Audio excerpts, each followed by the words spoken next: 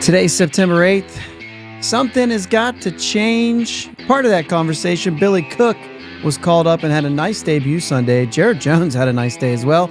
Bucks split the series with the Nats. You're listening to the Bridge to Buctober podcast.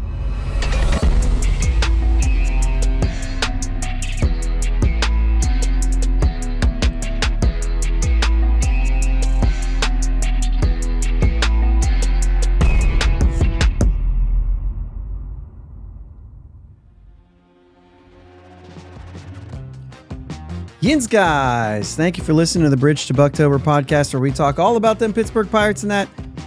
My name is Josh. You've got me solo today. We talked about Jake not being here on Friday's show, and so this is what we're doing. Sent out a couple messages. Didn't get anything back. But to be fair, very last minute. It's on me. Very much so on me. I'm like the worst at doing it. I think I just forget that I need somebody, and then I don't know.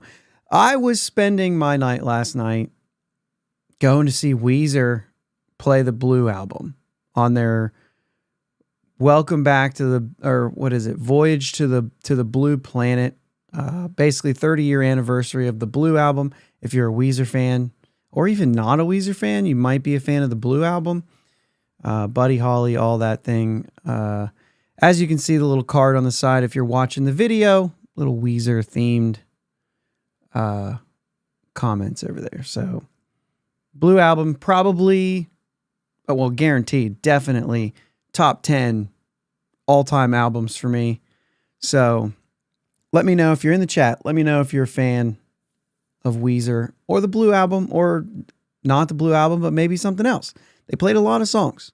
I think it was like 16. I don't know. It was a long time. It was a long show. And they played a lot of songs before they got to the Blue album. And then they played it front to back, Blue album. It was awesome. Very weird show in a way too. They did it all out. It was, the media was great behind them. It was awesome. But they like played it up. There was no breaking character. It was all the way through very clearly. Like there was even dialogue between Rivers and the screen behind him. Didn't break character. So this is pretty cool. Good show.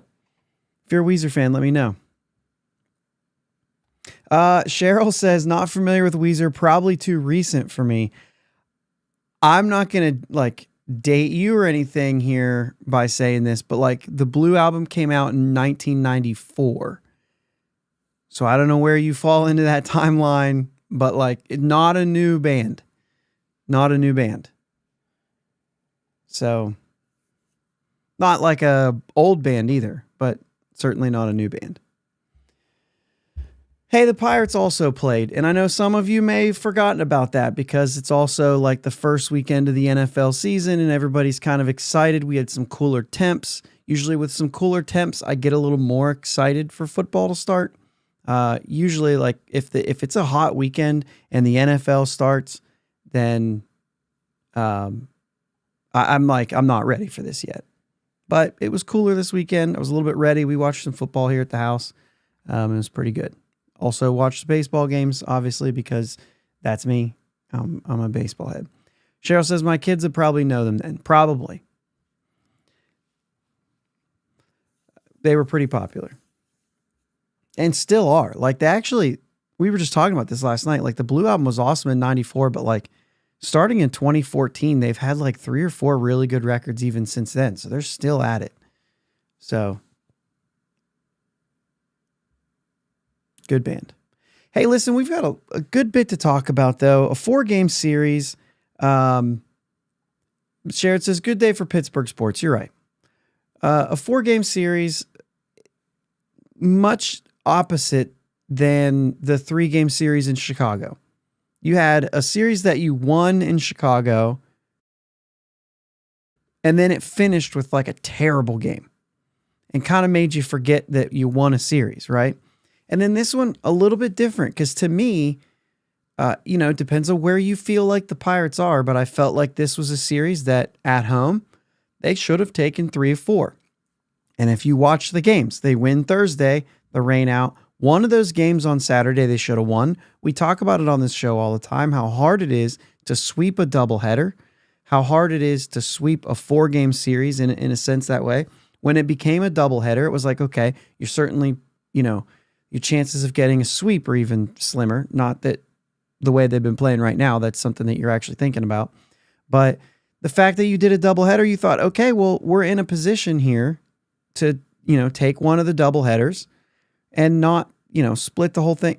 So they get swept in a doubleheader, but end up splitting the series. So kind of like a bittersweet thing there, because you can't get swept in a doubleheader, especially when you looked like you had one of those games. So a little bit of a different series with the Nats this weekend.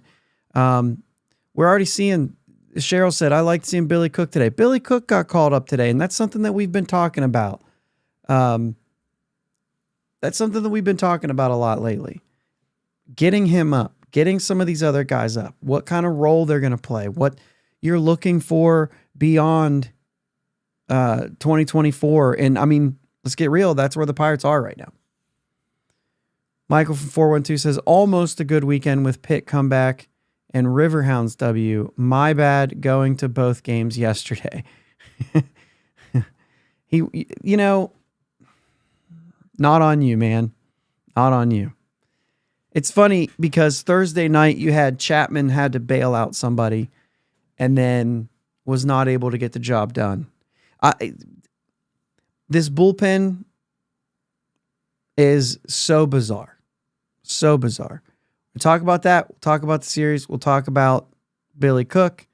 And we'll take a look at the Marlins and basically just talk about the Pirates. Let's hang out for a little while.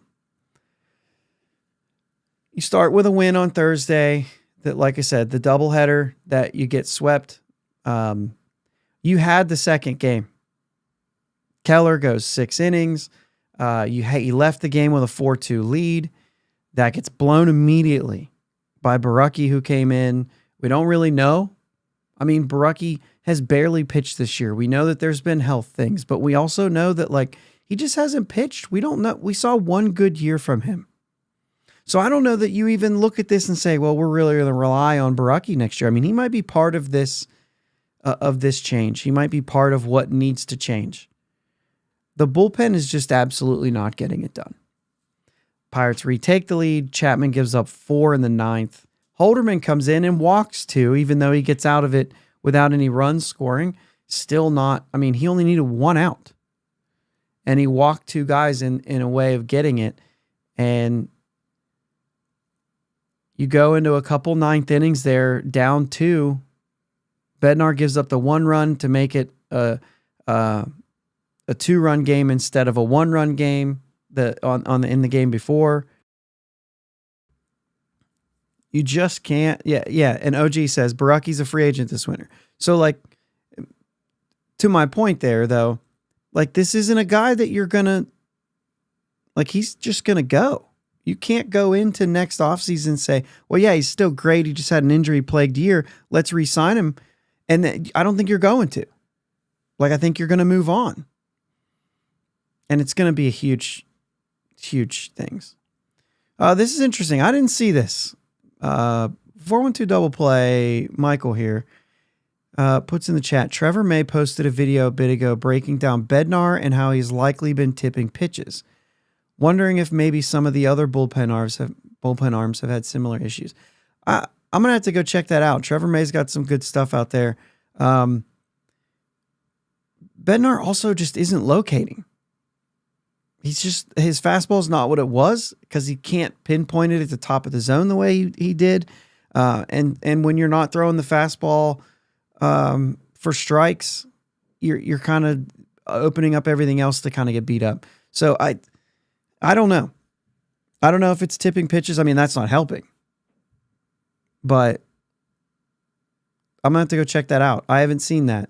I'll check that out. Maybe we'll talk about that later too. I don't know how long ago that was, if that's still an issue or whatever, but that's going to be, I'm going to have to check that out. That's interesting. So Ortiz, not terrible in his outing, but not great either. I'm trying to think here. Falter went Thursday. He's fine. I mean, the bullpen is just giving everything up. Yeah, Cheryl says we were in spring training. Bullpen was a strength. I mean, we believed in it. We believed that was the thing. And then, of course, everything fell apart. As far as injuries and everything, it fell apart. But also, as we got into the season, it's been more than injuries. It's been just absolute execution, and it's come from everyone. Everyone that's had an opportunity, whether they're good, whether they're bad, historically, within the last. I mean, like, we've seen guys have waves of great. Chapman's kind of all over the place, but I think it's kind of what you get from him. But I don't know. I mean, I think this bullpen has potential to be completely rebuilt. I know there are pieces that would still be around, but like, you're going to lose Chapman. Baracki's not going to be around as if he wasn't around this year either. I don't know that Beeks has done enough. I mean, I think he's still in. Yeah, I'm just going to type his last name as if that's going to show something up. I think he's still not going to be a free agent. Oh, yeah, he is. Free agent 2025. So Beeks is a free agent too. So there's all your lefties. Unless I'm forgetting somebody off the top of my head. So you're going into this totally looking for all left-handed pitching to come help. And like I said, I kind of don't know if you want any of those guys anyway. I mean, Chapman, like I said, he's been a mixed bag. He's been great. He's also blown several games.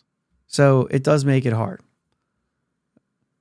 So, I mean, Bednar will still probably be around unless there's a trade. You don't cut ties with him. You kind of hope he bounces back. The only thing I could say about Bednar is, I mean, like I said, we talk about this all the time. He was terrible at the beginning of the season. He didn't really have a spring training. You could talk about all those things. We know that the accuracy, the command, all that stuff has not been there all season. But with all that said, he still was able to have 19 straight, I think, saves at one point this season, because I think that Bednar's still that good that when he's not good, he could still have something to show, and so I think that's one of the things where I'm like, he's still a good enough pitcher. If he could return to what he was, then I think there's no problems there. The only thing about Bednar is what he's like in late August, in the month of September. That really has never been a good month for him. So I think I'd be concerned there altogether. OG brings up that Joey Wentz would still be around. I think that's why you go get a guy like this who's not going to be a free agent until like 2030. He's not even arbitration eligible until 2026, which is interesting because he's already going to be 27 next year and he's not in arbitration. So you do have him. I don't know that that's an answer really. A 5.50 ERA combined with a 1.6 whip. Even in his 71 games pitched in the majors, a 1.567 whip with a 5.85 ERA. I don't feel like that's a guy that you're going to... That's more depth, right?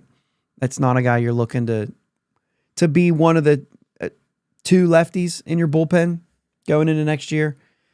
And the other thing is... Excuse me. I actually thought... that my voice was going to be okay tonight. I did sing very loudly last night. Very excited for that show.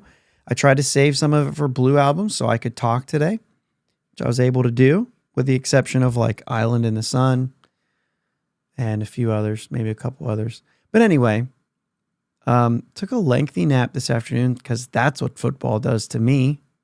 I feel like because I'm a baseball guy, like football can just be so boring that it's the perfect sleep. Like I'm going to watch the beginning, I'm going to fall asleep, and I can watch the end of the games. So I don't know. OG, this brings up a good point. Baraki and Santana had terrible prior stats. Need to see what they can tweak with Wentz. They've had the ability to get something out of some of these relievers that they've gotten. So you're right. Give them an opportunity to prove that and see what you can get out of them.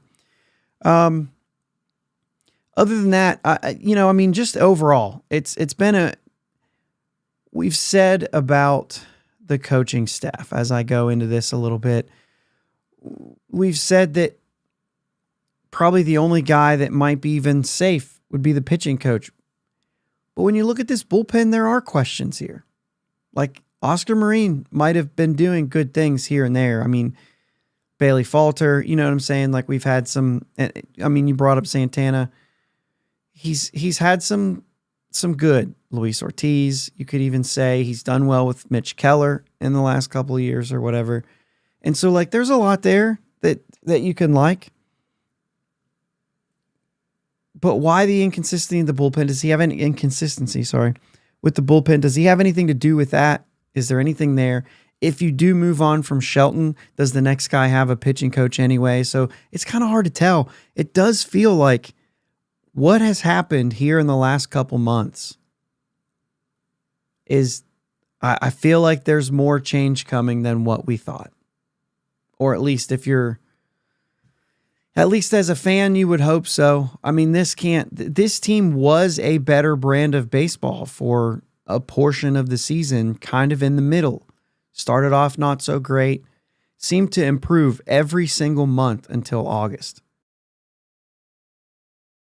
I don't know. I don't know what to take from that. I feel like obviously, we've been saying for quite a while, Andy Haynes, I think, is the most likely to be changed.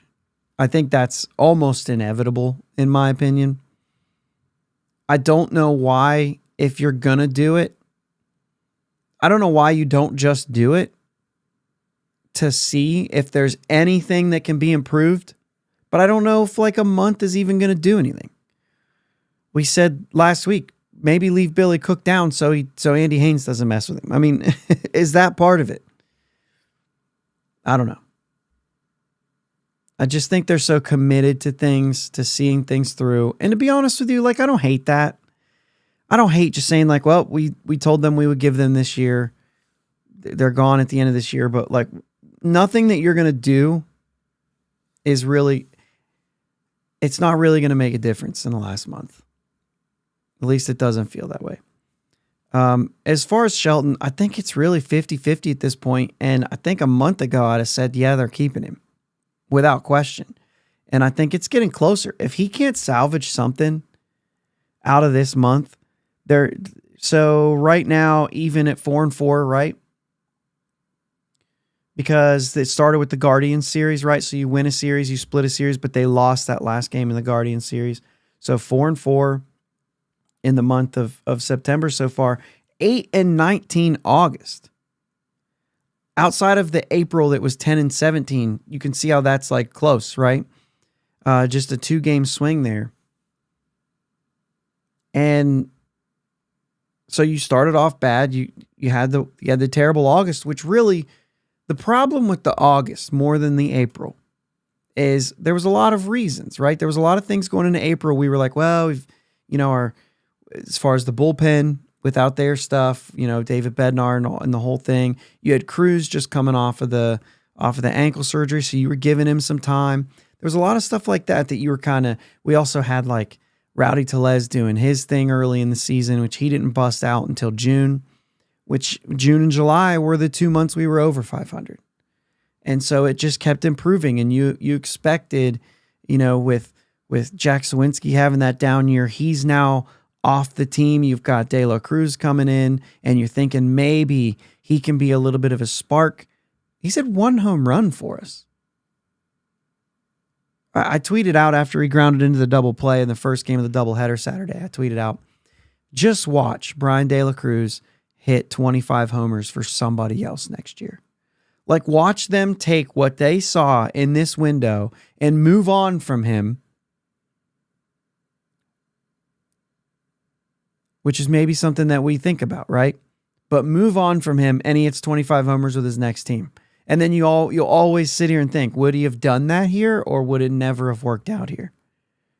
You know what I'm saying? Is it Andy Haynes or does it just, some players, that mid-season trade is not good for them. So maybe it falls under that. I don't have any idea. But you have to ask that question at this point. You started with Edward Olivares. You went to Brian De La Cruz, who looked like just, when the trade was made, looked like a slight upgrade from him, from Olivares. Looked like what they thought they were going to get from Olivares. Do they go a different route with the outfield? I mean, I've been critical of the move of Cruz to center field only for the fact that I thought it was a cop-out for the offseason, that it was going to take them to a place where they weren't going to be able to upgrade that position this offseason. Now that they've said, well, we have a shortstop and we have a center fielder, well, that's one less bat that you're going to get in the offseason. Now all you're dealing with is first base. If Billy Cook rakes, could you imagine them just going in next year saying, well, Billy Cook's the first baseman? I mean, I'm not kidding, guys. Like, this team has the ability to go into the offseason and say, well, we're not going to do anything crazy. We're not going to take any major risks because we have a team in place. Oh, we're going to be all over that. We're going to be all over that, and we're not going to be happy about it. And you can imagine them going that route this offseason. You can imagine them saying, well, we've got Reynolds, we've got Cruz, we've got a platoon in right field of Brian De La Cruz and maybe Jack Sawinski, maybe Palacios. Maybe you pick somebody else up for that. But you could see them doing that. You could see them going with Key Bryan, IKF, Nick Gonzalez, and Billy Cook. Man, you could see them doing that. You could see them relying on Nick York being in that, Jared Triolo being in that, keeping Alika Williams around and being in that mix. Leover Peguero being in that mix, maybe still. I don't know what they're doing there, but you could see this all happening. You could see them going with the backstop of Joey Bart and Henry Davis and Jason DeLay. I'm not sure on the DeLay options. That'd be an interesting one. I haven't looked that up, but like if DeLay's options are out, maybe that's a different route. But like what you could see this team, and then you got Andy Rodriguez coming back. Let's not forget about that. You have Kutch possibly. I mean, Kutch just hit his 19th home run. He's going to have 20, I would imagine, unless there's an injury that keeps him from doing it. He's going to have 20 home runs this year. You're going to go into next year saying he wants to be a part of a winning team. He's your DH again. Man, I could see him doing it. I could see them doing nothing but maybe adding pieces that take the place of a Palacios or a Sawinski, that take the place of a Mike Taylor, that take the place of like not even Rowdy, because I could see them going and saying like, well, we've got Connor Joe, we've got Billy Cook, we're fine. And that offense is not going to cut it. I'm not going to ever go into another year hearing that's our plans and thinking that this is a team that's going to make the postseason. Sure, you've got Skeens and Jones and Keller and maybe Ortiz and Falter. Maybe you're looking at that. You've got Oviedo at some point coming back. You've got Bubba and Harrington on the way. You have options in those ways. You got Ashcraft, you got Burrows. You've got pieces that you could say like, well, they've got depth in the rotation, that their rotation could actually be really good. And then you change the coaching staff around and you buy a brand new bullpen with the exception of a couple of arms. I think you still keep a hold of Majinski, Holderman, and Bednar. No matter what their roles end up being, you're going to keep a hold of those guys. Santana's proven, or at least he's earned another look next year. So you could go out and you could get 3 or 4 pieces for that bullpen and feel pretty good about it. And then you already have built-in depth in the starting rotation.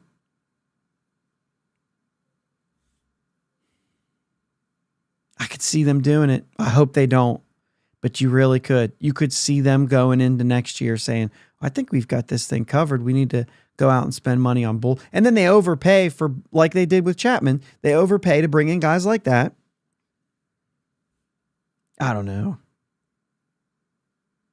I'm getting upset about something that I don't even know exists right now. So what if they go out and they get, I don't know. I don't think this is even possible or a situation that would even happen. But like they overspend on somebody like Joe Madden or something. You know what I mean? They go out and they get some weird manager contract that's where they spend. I don't think it's going to happen, but I think but when you look at it that way, it's like, gosh, I could see him doing it. Maybe they just bring Rowdy back and that's their easy button, and you go with Cook and Rowdy or something like that at first base. And I know, Billy Cook can bounce around too, so he's also helping the outfield. Like I've said this before, he's a very Connor Joe type player because he's first base, outfield, but he does add a little bit of like he can handle center field where you wouldn't like to see Joe out there. And I think he's played some other positions. Like I think he's played some third base and stuff like that. But I just want to see change. And Billy Cook's the beginning of that. Has a nice day, right? Hits the double in his first at bat, 2 RBIs, part of the win, makes the great play in the first inning over by the net. Ends up with a single later on in the game. I mean, it's first base. He handled first base like you could think, you know what I mean? It was fine. But there's other players too. I mean, Peguero hit 281, 366 on base with 4 homers in August. We've had Peguero up a lot, right? What did I say? I said Billy Cook. Bucko Mike says Billy Cook. I've said Billy Cook a lot. Am I saying it wrong? Did I say something wrong? You would call me out for that, or are you just here saying Billy Cook? I'm here now. Anyway, Peguero's looked half decent. I mean, what are you going to do with him? I understand Alika Williams hit a double today. I understand defensively he's something, but you could make a move there. You could make a move with Triolo and get somebody else up here. We've talked about Nick York, who's a little bit younger. I can understand them waiting on Nick York, but the numbers are 340 in August and 440 in 25 at bats so far this month. Added his first home run with Indy, but 533 on base. He was 340, 405 with average on base. Like I said, the home runs weren't there, so the slugging a little bit different. But Nick York's a piece. Jack Sawinski is not figuring things out the way that you would want him to, but he is riding an 8-game hitting streak right now. In September so far, he's hitting 364, 417 on base, 500 slugging. So there's something to look at there if you think, and I haven't watched Jack play, but if you think there's anything there with him or Palacios, who also had a terrible August, but he just had a 4-hit game a few days ago, hit a grand slam on Sunday. So like there's Palacios. If you see something there, are you going to, McKinney's gone. Are there going to be any looks for these guys who are, and not Nick York, right? But Jack Sawinski, Joshua Palacios, and Leo Peguero, are you giving them a look? Because they're kind of in that realm of, are they a part of this team or not? When you go and you look at free agency and you're looking to add either depth or starters, these guys all fall into that depth category. So they're all going to be casualties of bringing new players in or not. And I kind of think you would want to see that one last time, or you just want Peggy to finish strong so that you can use him to get something back in a trade. So, I don't know. How do you roll that? Do you let them finish strong in AAA so that you can say they've figured some things out? They would be good for you as far as like or do you say when they get hot, let's bring them up and let them have a little bit of success here, and that increases the chance. It's a little risky, right? Bucko Mike says no. York maybe, but he says no on the other 3. You don't bring them up, even if they start to hit. And like I said, the only one that you can really have any track record of seeing is Peggy has been hitting now for a little over a month. I don't run with an 8-game hitting streak. We know how Jack is. We know that he can get hot. We know that he can make a little bit of a run. But I just think that at some point, and I know that it's mostly bullpen. I mean, this team scored, 6 runs, and then the 3 in the first, but then they scored 6 again. They scored 7. No, it was 8 runs. I'm going to look back. 9 runs in the win. And then 6 in the loss in game 2 on Saturday and 7. So really, we've been talking about, this is not really offensive problems right now that are losing games. It's that bullpen. So I don't know how you go into it. I don't know if there's an option for these guys to come up. I would imagine we'll see Mike Burrows, even if it's in a reliever role. We have to do something.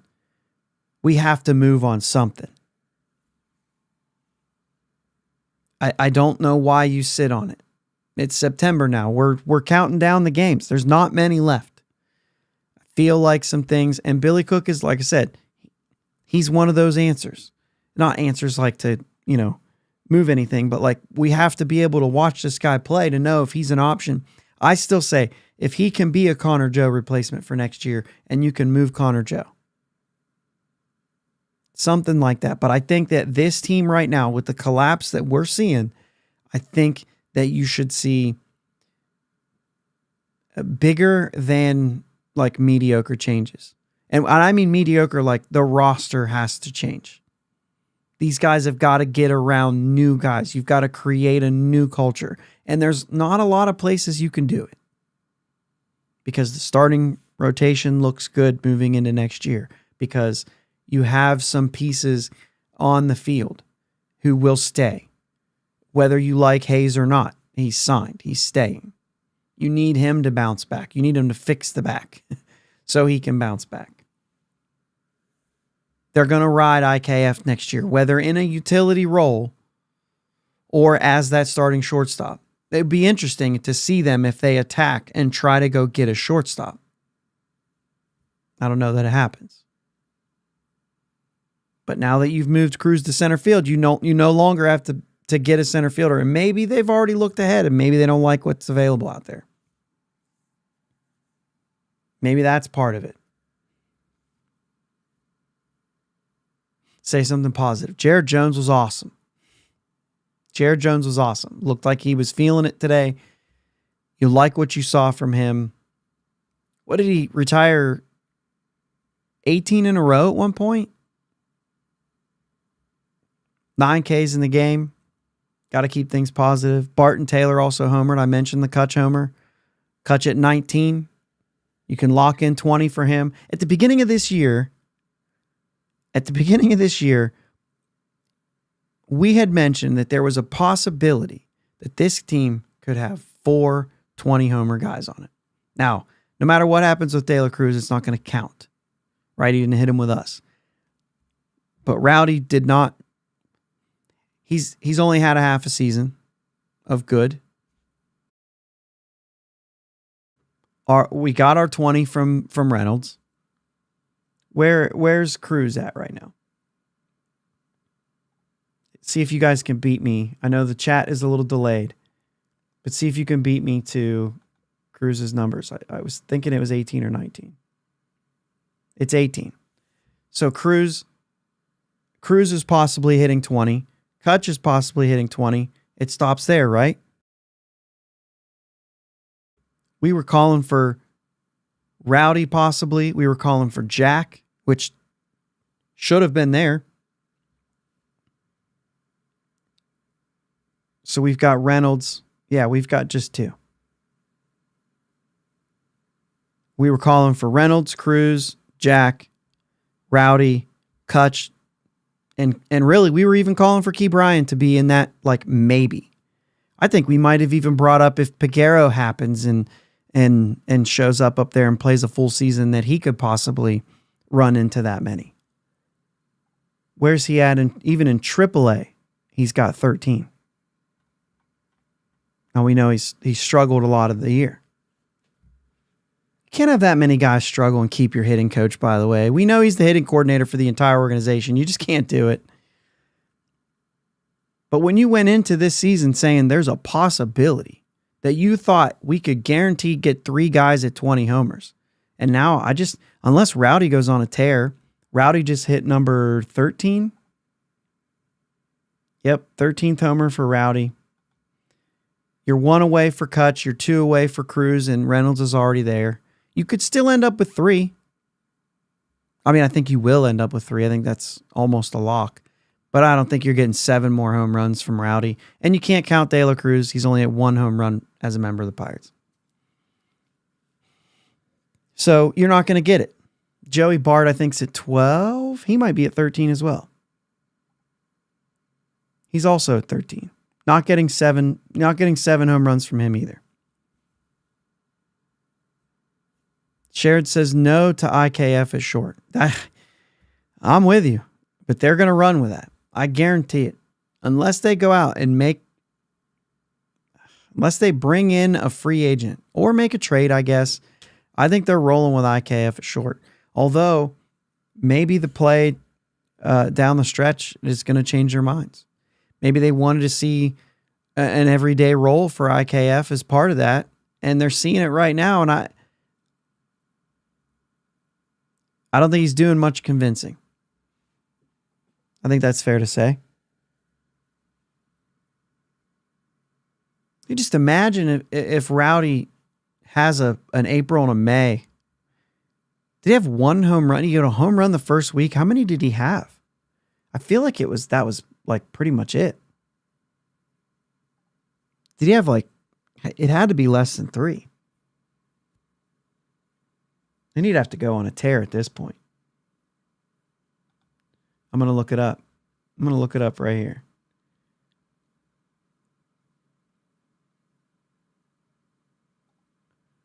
We'll just ride these splits. Month to month, he had, 1 homer in April and March. That was in the very first weekend. And then 0 in May. He entered June with 1 home run. He's hit 3.53. So his best month of July was 3, home run wise, right? Best month was June, but he still only hit 3 home runs. He hit 5 in July, 3 in August, and still hit 300 in August. You got to see Rowdy. I mean, even if he explodes for a month, you're going to look at, 4 more or 5 more home runs.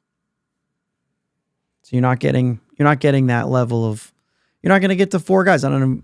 It doesn't even matter. But you know what I mean? The point is you just had a lot of, you're going to run into this with the same offense next year. I don't see it.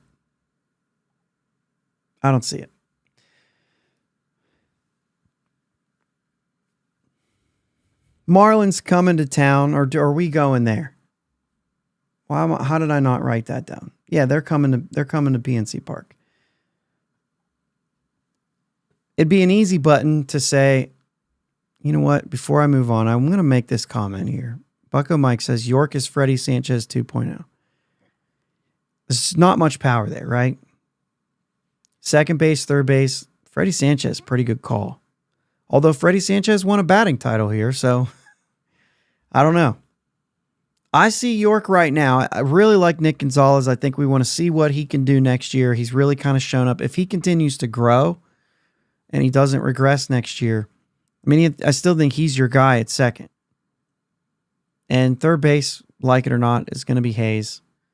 I've seen York in the out. I've seen him in center field. I think you'd rather have Billy Cook out there in that case. So, but York's a hitter. He's also going to be 23 next year. You've got time. He's depth. I feel like if you leave him in AAA to start next year and he plays every day and something happens with Nick Gonzalez, then I think you move right into York and then you let that thing play out. He's going to get a shot in the spring. If he outplays Nick Gonzalez, I don't know, maybe you go that route, maybe not. I still think that Nick Gonzalez has the ability to be like a really dynamic player. Bucko Mike says York is a potential 50 double guy. You're talking ceiling right now. You know what I'm saying? You could say the same for Nick Gonzalez as far as ceiling. So you'll look at it. But let's get into the Marlins a little bit because they're coming into town. You got to imagine when you're watching this team up until what we're seeing from them lately, I don't think any of us would question they're a better team. The Marlins are 54-89 right now. But if you look at August, we were 8-19. They were 10-18. Kind of the same teams right now as far as what they're doing on the field. We get the benefit of having Skeens on the mound Monday night against Valente. I'm going to guess Belloso. I did not look it up. 9 starts this season, 3.78 ERA, 1.28 whip. Not bad. We don't know who's going for us on Tuesday. Adam Oller? Thinking Oller? Just 4 starts, 1.25 whip, 4.15 ERA. So he's relatively young. I mean, everybody you're going to see for the Marlins right now, relatively young. And then Falter goes on the day game Wednesday against who knows. Not announced yet. They have to win this series. I don't care at this point about for what. You're 11 games out of the wild card. You're still holding down last place in the division. 1 loss. Essentially just 1 loss different from the Reds. But you have to figure, I mean, we're talking about basically, let's talk like Derek Shelton, if he's got a chance to keep his job or not.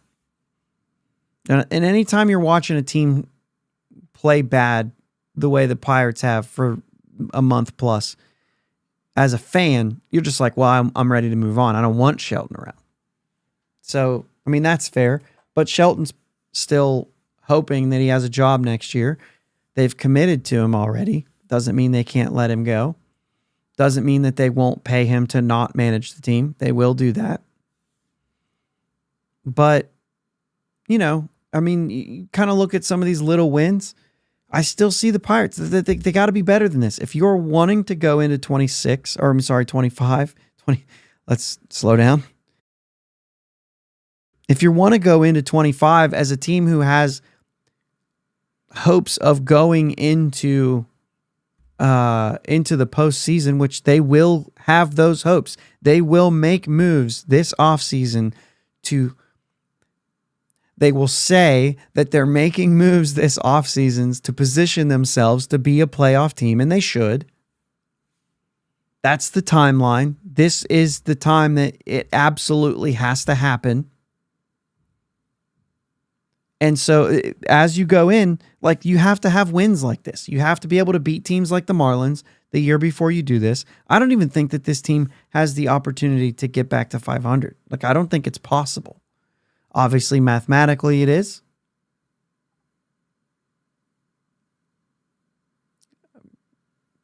Clicking, right? They've got to have a 9-game swing, and you just don't have that many games to do it. You've got 9 less wins than losses. And anything is possible, right? Anything is possible.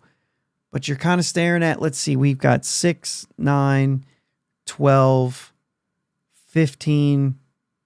They've got 21 games left. That was bad math. 19 games left. There's no way. I mean, yeah, there's no way. And that's already, that's a failure, right? They should have been over 500, even if just slightly.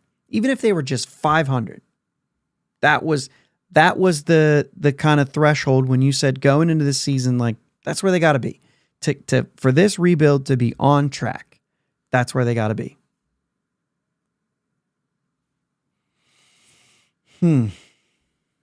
Yeah. Bucko Mike says York 24 doubles in 268 at bats in AAA. Sanchez 2006 was 344, 6 homers, 85 RBIs, 53 doubles. I get it. I still see a lot of Nicky G there too. What's Nikki G's doubles lines? I'm going to keep going. You tell me what Nikki G looks like as far as doubles, because I feel like he has hit a fair amount of doubles.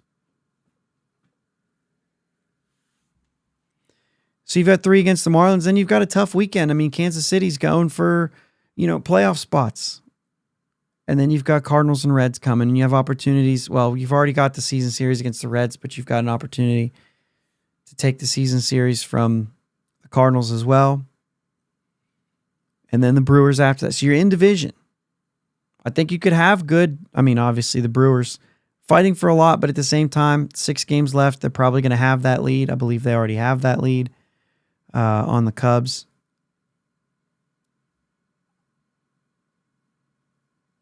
I think it's like double digits, right? They've cut it down to 9 games now. So they're likely going to have enough of a lead there that the Pirates should be able to steal some games against the Brewers at home for the last weekend of the season. There's a little bit there, right? Or not last weekend, the last series at home. So you would think maybe there. I think we're going to make a couple of those games. Jake and I are still trying to work that out, but I think we might be able to make a couple of those games, maybe Wednesday, Thursday, the last 2 games of the year. Weekend's not looking good. It was looking like maybe next Saturday I was going to make it to a game, but some things moved around. I don't think I will. I think we're going to be looking at those 2 games when he's in town. And I might make one of the Reds games. I was kind of hoping to do that. So I might be able to make it down to one of those. So anyway, you'd hope you take the Skeens game. You got one more. I don't know who's going to go. I don't know if it's a bullpen day on Tuesday, if they're going to call up somebody. I don't know when the last time. I just didn't look into that stuff right now. I didn't look into it. I did spend a lot of time sleeping tonight. Spent a lot of time yesterday going down to Columbus to see Weezer. Go to Ted's Montana. You guys ever been to Ted's Montana Grill? I did not try the bison. If you've been around for a while and you know like the post-COVID stuff that I'm dealing with, beef is back since March. It's been great. I did have a steak.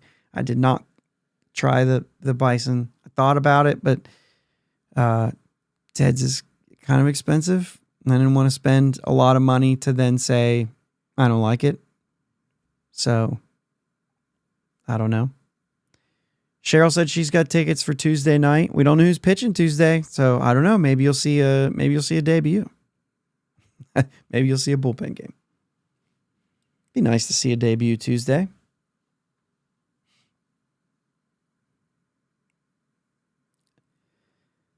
Something's got to change, guys.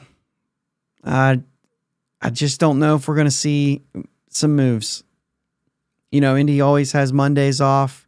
You might see some shakeups. You might see some guys. At this point, though, I think they still have 39 on the 40-man, so I think that they could even make a move as far as Nick York is concerned. I think there could be a move where there doesn't have to be a lot of what we've seen with Billy McKinney gone, Domingo Germán gone, but more like a Billy Cook move where Henry Davis was just added to the IL. You could see something like Alika was sent down, or you got to assume Alika's wondering if he's next. I don't think they go as far as Triolo at this point. I don't see that happening, but they could. They probably would choose to keep him around. But, there's moves that they could be making to make room for some guys.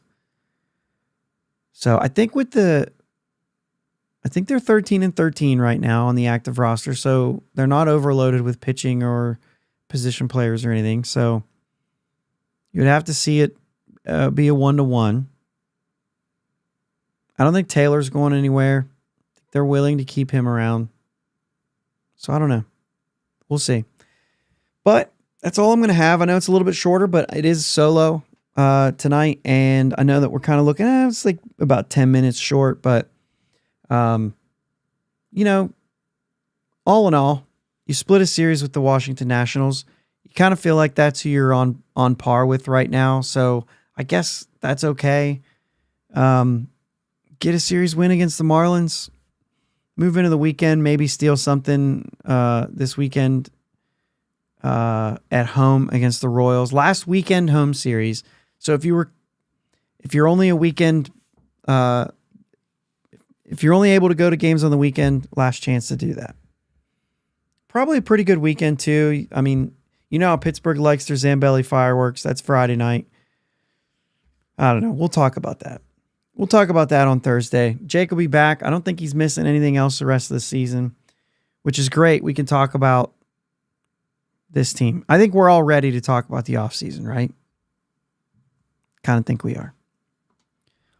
Let's get some music and get out of here, guys. Thanks for being in the chat again. For those of you who are in the chat, if you're listening on audio and you want to check it out on YouTube, it's out there. So you can look at the ugly mug and whatever. I don't know. This is fine. Let's go Bucks, guys. Thanks again. Thanks for listening to my dad and Uncle Jake on the Bridge to Buctober podcast. Follow them on Twitter, Facebook, and Instagram at Bridge2Buctober. Don't forget to subscribe so you know when new episodes are released. Clear the deck, cannonball coming, and let's go Bucks.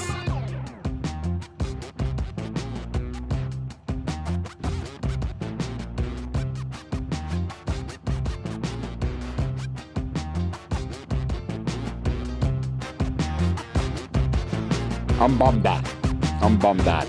Yeah.